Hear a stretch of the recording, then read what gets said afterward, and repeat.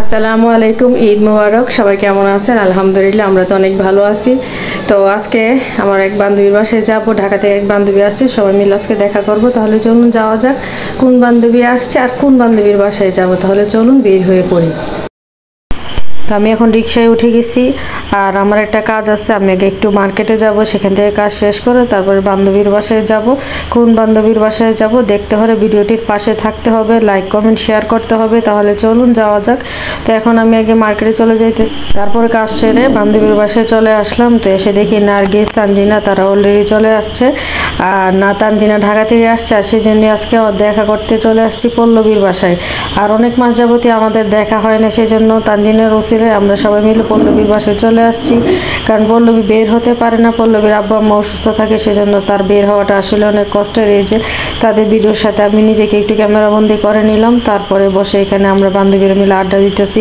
আর ওইদিকে পল্লবী নাস্তা রেডি করার জন্য চলে গেছে। তারা নিষেধ করতেছে, কিন্তু তারপরে শুনতেছে না, সে নাস্তা রেডি করার জন্য চলে গেছে। আর এই যে সোহামনি চলে আসছে একটু ভিডিওতে, তাকে যেন আমরা নেই, সেজন্য সোহাকে নিয়ে আবার আমরা সবাই মিলে একটু মজা করতেছি, ভিডিও করতেছি।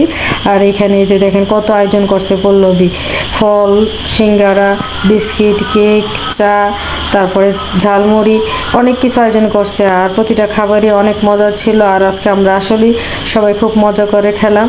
আর এখন সবাই মিলে বসে আড্ডা দিতেছি আর নাস্তাগুলা মজা করে খাইতেছি। আর বান্ধবীরা আসলে হঠাৎ করে অনেক দিন পরে দেখা হলে আসলে খুব ভালো লাগে, খুব সুন্দর একটা সময় কাটেছি আমরা চার বান্ধবী মিলে। অনেক ভালো লাগছে। মাঝে মধ্যে আসলে সব কাজের ফাঁক থেকে বের হয়ে এভাবে সময় কাটাতে আসলেই অনেক বেশি ভালো লাগে। তো এখন আমি নাস্তা খেয়ে আমার চাটা খেয়ে নিতেছি, আর পল্লবীর হাতে চাটা অনেক মজা হয়েছে।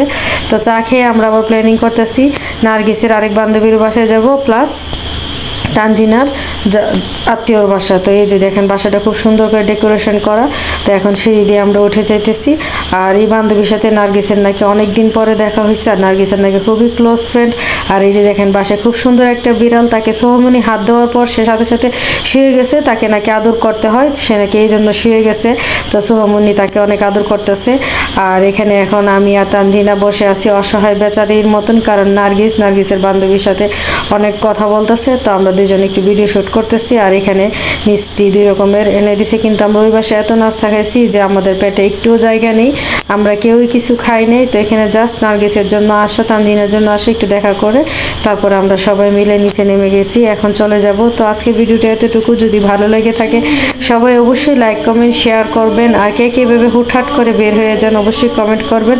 আর নিচে ছিল গরু, আর সেগুলো শেয়ার করলাম যেহেতু এখন কুরবানির ঈদ।